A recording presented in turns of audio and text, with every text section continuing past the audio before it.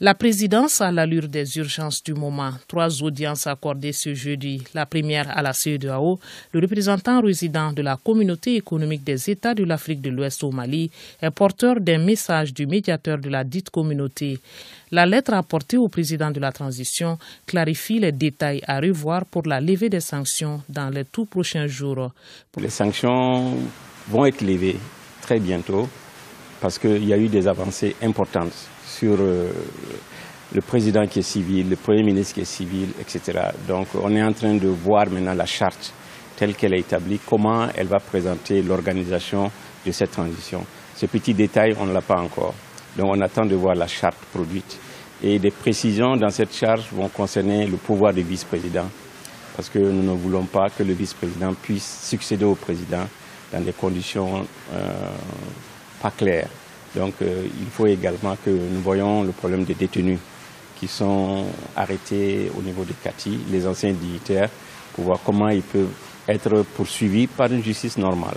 Le retour à la normalité et la bonne gouvernance préoccupent tant le Mali que son partenaire de taille, les États-Unis d'Amérique. Son envoyé spécial pour la région du Sahel en Afrique en a largement discuté avec le chef de l'État.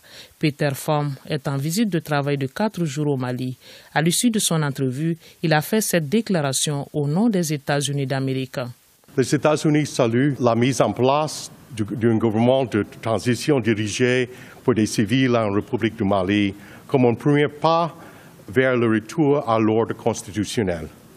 Nous sommes encouragés par l'engagement du gouvernement de transition à organiser des élections démocratiques dans un délai de 18 mois, comme cela a été convenu avec la communauté économique des États d'Afrique de l'Ouest, le CEDEAO. Il sera également important que le gouvernement de transition tienne ses promesses de renforcer la gouvernance, de lutter contre la corruption, de réformer le processus électoral et de continuer à progresser vers la mise en œuvre de l'accord de paix et réconciliation au Mali de 2015.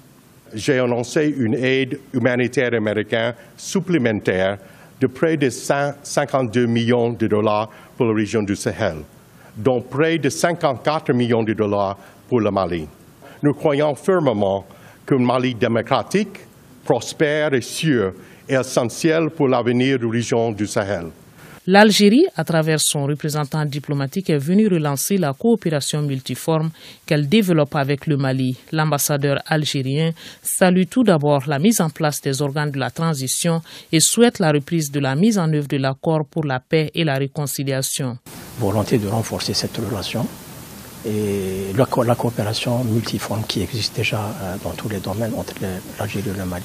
Bien sûr, j'ai salué aussi les étapes qui ont été franchies dans la mise en place des organes de la transition, notamment la désignation du président, son investiture et la désignation du Premier ministre, en attendant bien sûr la formation du gouvernement. Bien sûr, la formation du gouvernement est très importante pour nous en tant que parrain du processus de paix. Le processus de paix a connu une certaine stagnation. Donc nous souhaitons immédiatement après la formation du gouvernement, qu'on relance un peu les activités de suivi, d'accompagnement et de mise en œuvre de l'accord de paix. L'accord de paix, bien sûr, est très important aussi pour le Mali. 2 objectifs stratégiques qui y sont inscrits, la paix et la réconciliation.